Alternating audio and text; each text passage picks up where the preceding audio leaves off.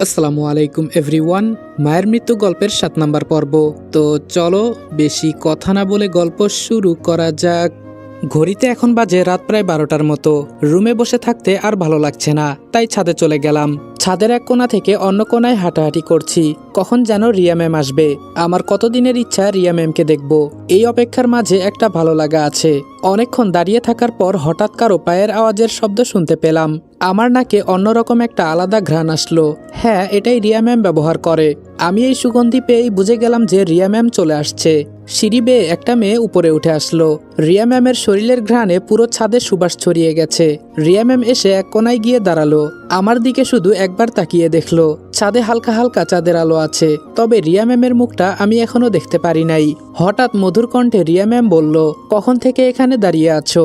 আমি রিয়া ম্যামের কথা শুনে বললাম, কি বললেন আবার বলেন তো। রিয়া ম্যাম আবার বলল, আমি বলেছি তুমি কখন থেকে এখানে দাঁড়িয়ে আছো। এবার আমি একটু খুশি হয়ে হালকা জোরে বললাম, সত্যি ম্যাম আপনি আমার সাথে কথা বলছেন? আপনাকে দেখার জন্য যেখানে সবাই নিজের মৃত্যু নিজেই ডেকে আনে, আর সেখানে আপনি আমার সাথে কথা বলছেন। বিশ্বাস করেন ম্যাম, আমি যে কতটা খুশি হয়েছি বলার বাহিরে। আপনি যখন বলেছেন আমার সাথে রাতে দেখা করতে চান, সেই থেকে যে আমি আপনার অপেক্ষায় বসে আছি। বিছানায় একটুও গা লাগাই নাই, শুধু আপনাকে এক নজর দেখব বলে। এখন বলেন আমি আপনার জন্য কি করতে পারি? শুধু হুকুম করেন, আপনার জন্য আমি আমার জীবন উৎসর্গ করে দিব। আমার কথা শুনে রিয়া ম্যাম কিছু না বলে কিছুক্ষণ চুপচাপ থেকে বলল, তোমার নাম কি? আমি বললাম, ম্যাম আমার নামটা যদি আপনার পছন্দ না হয় তাহলে বলবেন, আমি এখনই চেঞ্জ করে ফেলবো। আমার নাম রনি। রিয়া ম্যাম আমার কথা শুনে একটু খুশির সুরে বলল, আরে না, কে বলেছে তোমার নাম সুন্দর না? আর আমি বললে চেঞ্জ করে ফেলবে কেন? আমি তোমার কে? আমি বললাম, জি ম্যাম, এখানে আমি আপনার টাকার কেনা চাকর, তাই আপনি যা বলবেন আমি তাই করব। রিয়া ম্যাম বলল, এভাবে বলবে না। এখন বলো আমি এখানে কেন এসেছি, তুমি কি তা জানতে চাও? আমি বললাম, জি ম্যাম, বলেন কি বলবেন। তার আগে আমার একটা অনুরোধ যদি রাখতেন। রিয়া ম্যাম বলল, হুম বলো, কি বলবে। আমি আমার মাথা নিচু করে বললাম, জানি আমার এটা বলা অন্যায় হবে, তবে কি করব বলেন। সবাই বলে আপনি নাকি বিশ্বসুন্দরী, এত সুন্দর আপনি, সবাই নাকি আপনার জন্য জীবন দিয়ে দেয়। আপনাকে দেখার লোভটা এখনো আমি সামলাতে পারি নাই। যদি আপনাকে এক নজর আমি দেখতে পারতাম তো। আমার কথা শুনে রিয়া ম্যাম একদম চুপচাপ দাঁড়িয়ে আছে, কোনো কথা বলছে না। তাহলে আমি কি ভুল কিছু বলে ফেলেছি? রিয়া ম্যাম হয়তো আমার কাছে এটা আশা করে নাই। এবার আমি রিয়া ম্যামের সামনে গিয়ে পা ভাঁজ করে হাঁটু গেড়ে নিচে বসে বললাম, ম্যাম আমি আগেই বলেছি, আমি যদি ভুল কিছু বলে থাকি তাহলে আমাকে মাফ করবেন। আমি এভাবে বলতে চাই নাই। কি করব বলেন, আমার ভেতরে একটা আগ্রহ আপনাকে এক নজর দেখব বলে। এবার আমার কথা শুনে রিয়া ম্যাম বলল, উঠে দাঁড়াও আগে। রিয়া ম্যামের কথা মতো আমিও তাই করলাম। হঠাৎ রিয়া ম্যাম আমার কাছে এসে আমার হাত থেকে ফোনটা নিয়ে ফোনের লাইট অন করে রিয়া ম্যাম নিজের মুখে ধরে বলল, নাও ভালো করে দেখে নাও। রিয়া ম্যামকে দেখে আমি তো ধপ করে নিচে বসে পড়লাম। আসলেই কি এত সুন্দর মানুষ হতে পারে? চাঁদও মনে হয় এতটা সুন্দর নয় যতটা সুন্দর রিয়া ম্যাম। আচ্ছা সত্যিই কি মানুষ এতটা সুন্দর হয়? রিয়া বলল, কি বলছো এসব উল্টাপাল্টা? আমার এবার হুঁশ ফিরতেই মনে হলো যে আমি এগুলো এতক্ষণে রিয়া ম্যামকে শুনিয়ে শুনিয়ে বলছিলাম। আজকে আমি তোমাদেরকে সবচেয়ে বিশ্বস্ত বুকমেকার ওনেক্স সম্পর্কে বলতে চাই, যেটি পিএসজি এবং সিরিয়ার অফিসিয়াল পার্টনার। এই অ্যাপে আপনি cricket, football, tennis live match দেখতে এবং তাদের স্কোর ভবিষ্যৎবাণী করে সহজেই অর্থ উপার্জন করতে পারবেন। সেই সাথে বিএমডব্লিউ গাড়ি, আইফোন, ল্যাপটপ এবং আরও অনেক নগদ পুরস্কার জেতারও সুযোগ রয়েছে। এই অ্যাপটিতে আপনি crash, crystal, under and over 21 ইত্যাদি গেম খেলে সহজেই আয় করতে পারবেন। সাইন আপ করার সময় আমার প্রচার কোড রিদওয়ান8 ব্যবহার করে আপনার প্রথম জমাতে 24,000 টাকা পর্যন্ত পান। আপনি বিকাশ, নগদ, ব্যাংক, ক্রিপ্টো, পেপাল এবং অন্যান্য সহজ পদ্ধতির মাধ্যমে সহজেই আপনার জেতা টাকা তুলতে পারবেন। এখানে আপনি 24 ঘন্টা 7 দিন গ্রাহক সহায়তা পাবেন। তাই এখনই গুগলে ওয়াইক সার্চ করে অফিসিয়াল ওয়েবসাইটটিতে গিয়ে রেজিস্ট্রেশন করুন। আর রেজিস্ট্রেশনের সময় অবশ্যই আমার প্রচার কোড রিদওয়ান8 ব্যবহার করে প্রথমবার ডিপোজিটে 24,000 টাকা পর্যন্ত পান। রিয়া ম্যাম এবার আমার হাতে ফোনটা দিয়ে বলল, কি হলো, কথা বলছো না কেন? এবার আমি খুব সুন্দরভাবে উত্তর দিলাম, কি বলবো বলেন ম্যাম। আপনি যে এতটা সুন্দরী এটা জানলে আমি আরো আগে আপনাকে দেখে নিতাম। এজন্য যদিও আমার মৃত্যু হতো সেটা আমি মাথা পেতে নিতাম। আবার রিয়া ম্যাম কথা বলা বন্ধ করে দিল। কিছুক্ষণ পর হঠাৎ দেখি রিয়া ম্যাম চোখের পানি মুছলেন। এটা দেখে আমি তো বোকা হয়ে গেছি। তার মানে রিয়া ম্যাম এতক্ষণ কান্না করছিল আর আমি এটা বুঝতেও পারি নাই। এবার আমি রিয়া ম্যামের সামনে এগিয়ে গিয়ে বললাম, আপনাকে কে কি বলেছে আমাকে এক্ষুনি বলেন, আমি তার শরীর থেকে মাথা আলাদা করে ফেলবো। আমার কথা শুনে রিয়া ম্যাম কান্নার সুরে বলল, সবাই শুধু আমার সৌন্দর্য নিয়ে পড়ে আছে। সবাই বলে আমি নাকি বিশ্বসুন্দরী, কিন্তু কেউ তো এটার খোঁজ নেয় না আমার ভেতরে কি চলছে। আমাকে তো কেউ এটা জিজ্ঞেসও করে না আমি কেমন আছি। একটা রুমের ভেতরে সারাদিন কেন বন্দী হয়ে পড়ে থাকি? এবার আমি মাথা নিচু করে বললাম, প্লিজ ম্যাম আর কিছু বলবেন না, সহ্য করতে পারছি না। আমি জানি না আপনার কি হয়েছে, আমাকে শুধু একবার বলেন, আপনার জন্য আমি পুরো পৃথিবী উলটপালট করে ফেলবো।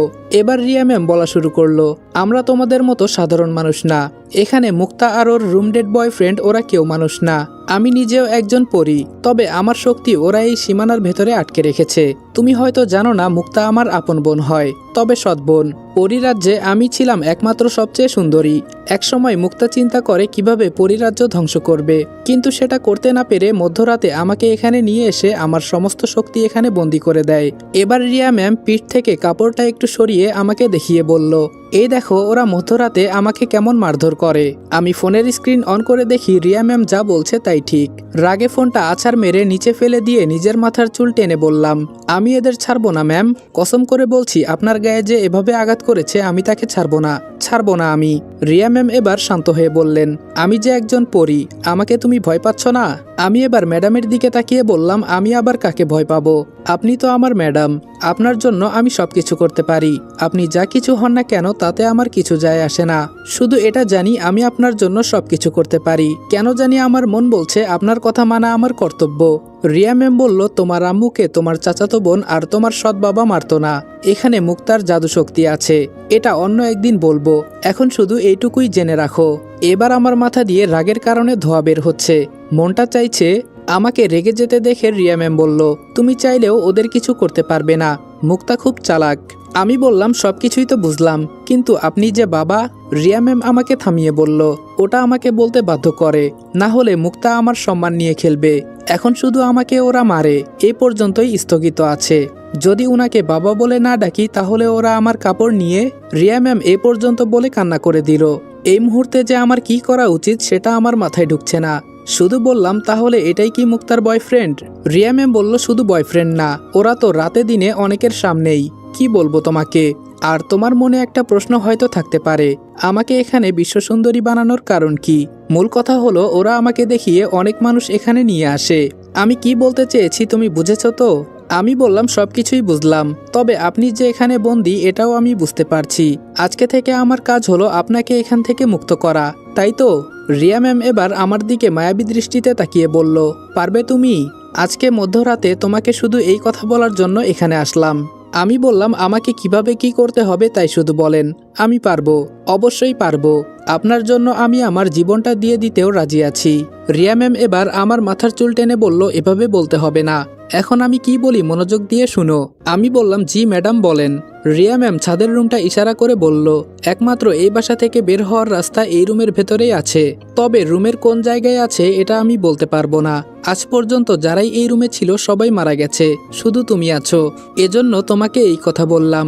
আমি বললাম, বুঝলাম, মুক্তা সবকিছু চালাকি করে তৈরি করেছে, তবে আমি বাঁচি আর মরি, এখান থেকে বের হওয়ার রাস্তা থাক আর না থাক, আমি প্রমিস করে বলছি আমি আপনাকে এখান থেকে মুক্ত করেই ছাড়বো, এটা আমার ওয়াদা। তবে আমার একটা কথা ম্যাম। রিয়া ম্যাম বলল, বলো। আমি বললাম, আপনি এখান থেকে মুক্ত হতেই আপনি আপনার মতো আপনার রাজ্যে চলে যাবেন। আমার যে এই পৃথিবীতে যাওয়ার মতো কেউ নেই। যে একজন ছিল তাকেও ওরা সবাই মিলে মেরে ফেলেছে।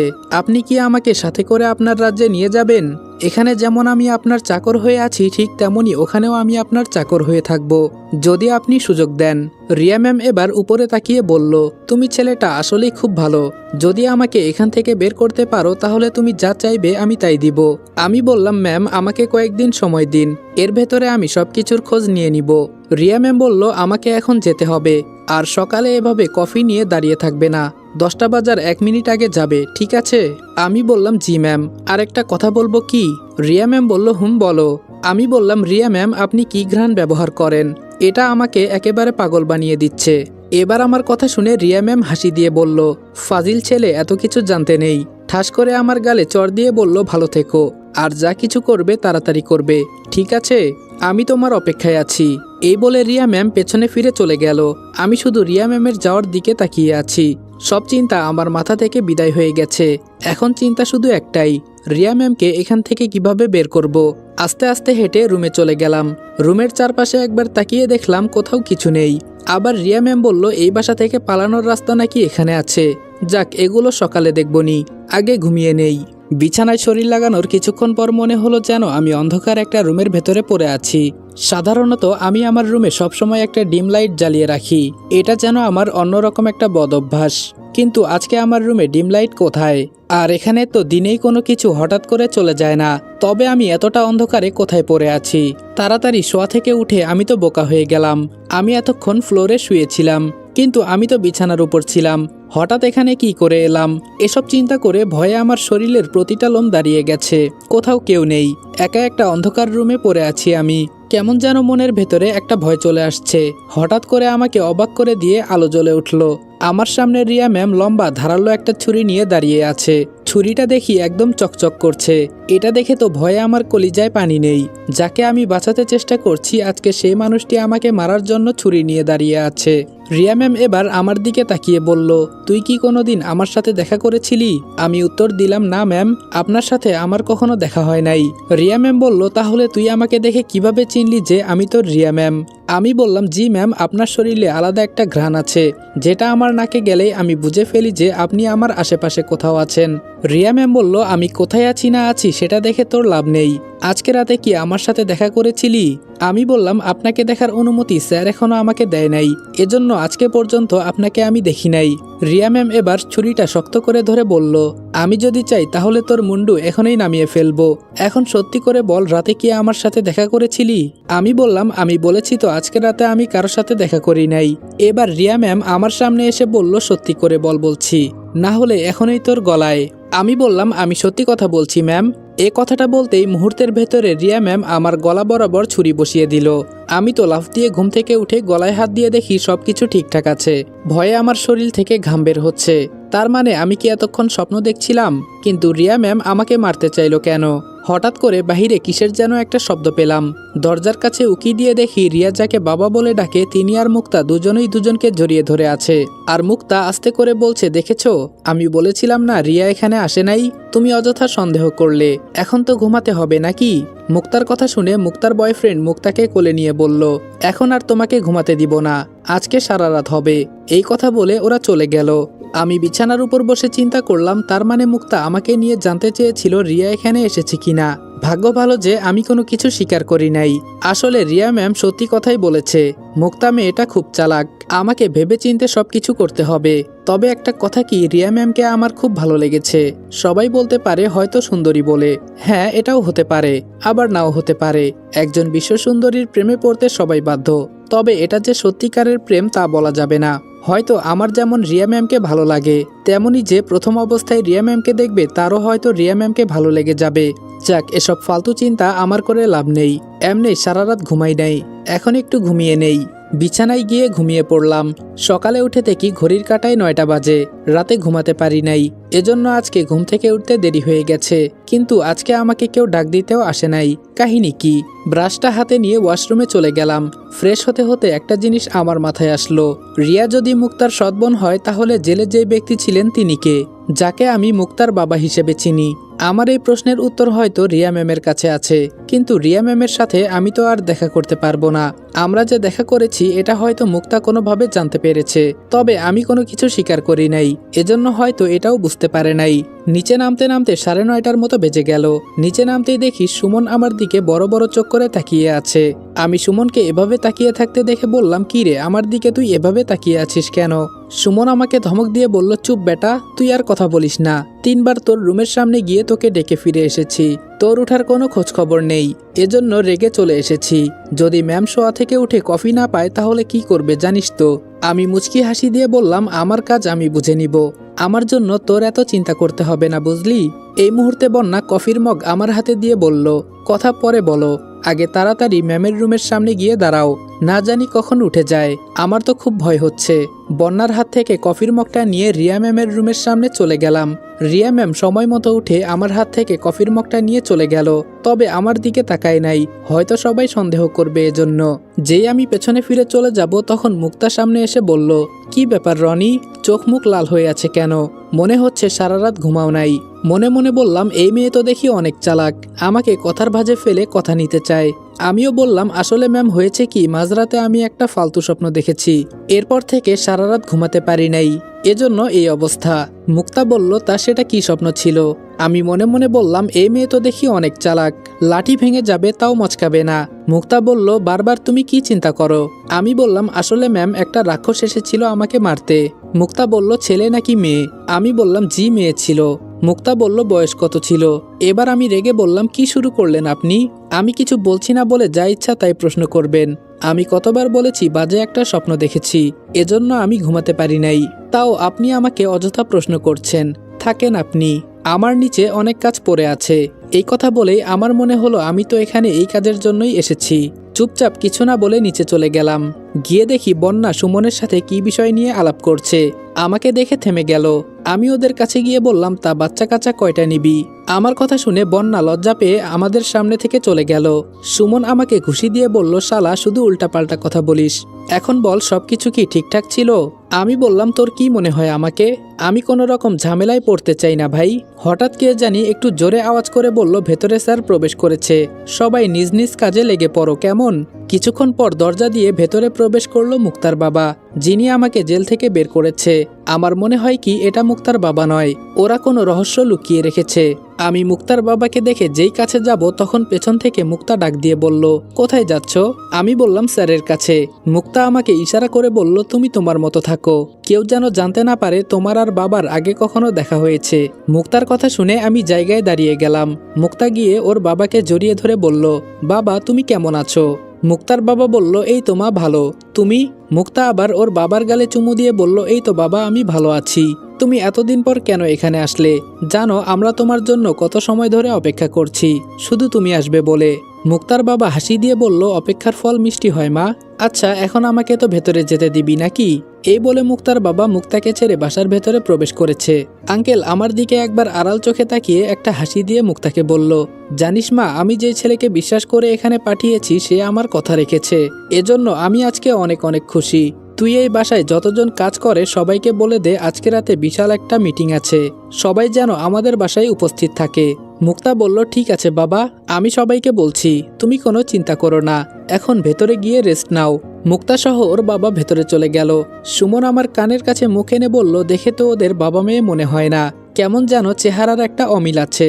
আমি হাসি দিয়ে বললাম কে বলেছে ওরা বাবা মেয়ে? ওরা প্রতিটা মানুষ মিলে আমাদের সাথে নাটক করছে। তোর যদি বিশ্বাস না হয় তাহলে গিয়ে দেখ এই লোকটা মুক্তার আসল বাবা না, চেহারার উপরে তার একটা মুখোশ আছে। থাক এসব বলে আমাদের কি, এখন আমার সাথে কিচেন রুমে চল, তোর সাথে আমার কিছু কথা আছে। আমি সুমনকে নিয়ে কিচেন রুমে চলে গেলাম। গিয়ে দেখি বন্যা রান্না বান্না করছে আর ওর অবস্থা ঘেমে একাকার হয়ে গেছে। আমি এবার সিসি ক্যামেরার দিকে তাকিয়ে বললাম হয়তো আমরা আজকে যা কিছু বলবো তোমরা সব দেখবে এবং শুনতেও পারবে, তবে আমার একটা অনুরোধ এই ভিডিওটা কেটে ফেলবে, কাউকে কিছু বলবে না। তোমরা কি চাও না একটা ভালোবাসার জয় হোক? এই পর্যন্ত বলেই চুপ করলাম। সুমন আমার দিকে তাকিয়ে বলল তুই কি করতে চাস বলতো? এবার আমি বললাম এই মুহূর্তে এখানে তুই বন্যাকে প্রপোজ করবি, না হলে আমার হাতে মার খাবি। বন্যাকে যে তুই ভালোবাসিস সেটা বলিস না কেন? মেয়েটা তোকে ভালোবেসে কত কষ্টই না সহ্য করছে, এখন তুই বলবি নাকি? বন্যা আমার দিকে বোকার মতো তাকিয়ে আছে। আমি যে এগুলো বলবো হয়তো বন্যা তা আশাও করে নাই। সুমন ভয়ে ভয়ে বলল দেখ রনি, আমি বললাম আমি কোনো কিছু শুনতে চাই না, যদি আজকে তুই তোর ভালোবাসার কথা না বলিস তাহলে বন্যাকে কিন্তু তুই জীবনের জন্য হারাবি। এখন আমি কি বললাম বোঝ ভালো করে, ভালোবাসার কথা বলবি নাকি বন্যাকে হারাবি, কি চাস তুই? সুমন একবার বন্যার দিকে তাকিয়ে দেখলো, বন্যা সুমনের দিকে মায়াবী দৃষ্টিতে তাকিয়ে আছে। সুমন বেচারা কি করবে তাই বুঝতে পারছে না। আমি আবার ধমক দিয়ে বললাম যা করবি তাড়াতাড়ি কর, এখানে যে কোনো সময় যে কেউ চলে আসবে। সুমন ভয়ে ভয়ে মুক্তাকে আই লাভ ইউ বলে দিল। বন্যা এই কথা শুনে সুমনকে ধপ করে জড়িয়ে ধরলো। আমি বললাম আমি বাহিরে দাঁড়িয়ে আছি, তাড়াতাড়ি তোদের আবেগ কন্ট্রোল করে নে। সিসি ক্যামেরায় ইশারা করে বললাম কিছুক্ষণের জন্য এটা একটু বন্ধ করলে খুশি হব। আমি এই কথা বলতেই সিসি ক্যামেরায় একটা লাল বাতি জ্বলল। আমি মুচকি হাসি দিয়ে বাহিরে চলে গেলাম। সত্যি ভালোবাসা অনেক সুন্দর, তবে সেটা যদি সত্যিকারের ভালোবাসা হয়। আমার জীবনে যে ভালোবাসা কখন আসবে কে জানে, তবে সেই পর্যন্ত আমি অপেক্ষা করব। আমার বিশ্বাস আমি খুব তাড়াতাড়ি কাউকে পাবো। কিছুক্ষণ পর সুমন হাসতে হাসতে কিচেন রুম থেকে বের হলো। আমি সুমনের দিকে তাকিয়ে বললাম বেচারি তোর জন্য কতই না কষ্টে ছিল, এখন তো বুঝলি মেয়েদের ভালোবাসা কেমন হয়। সুমন আমাকে জড়িয়ে ধরে বলল, তোকে অনেক অনেক ধন্যবাদ। কি বলে যে তোকে ধন্যবাদ দিব সেই ভাষা আমি খুঁজে পাচ্ছি না। আমি বললাম, থাক, আর ধন্যবাদ দিতে হবে না। আচ্ছা, এখন আমি ঘুমাবো, তুই থাক কেমন, বিকালে দেখা হবে। এই বলে আমি উপরে চলে গেলাম। রাতে ছাদে যাব বলে রুম থেকে যে বের হব তখন আমার বইটার উপরে নজর পড়ল। বইটার ভেতর থেকে আমার কেমন যেন মনে হচ্ছে লাল আলো বের হচ্ছে। এক ধ্যানে আমি বইটার উপর তাকিয়ে আছি। আচ্ছা, আসলে এই বইটার ভেতরে কি কিছু আছে নাকি নাই, এটাই তো আমার মাথায় ঢুকছে না। আসসালামু আলাইকুম এভরিওয়ান। মায়ের মৃত্যু গল্পের 7 নম্বর পর্ব এখানে শেষ করলাম। ভিডিওটা ভালো লাগলে লাইক এবং কমেন্ট করে দিও। আর চ্যানেলে নতুন হলে সাবস্ক্রাইব করতে ভুলবে না। তো দেখা হচ্ছে নেক্সট ভিডিওতে। ততক্ষণ ভালো থাকবা, সুস্থ থাকবা। আল্লাহ হাফেজ।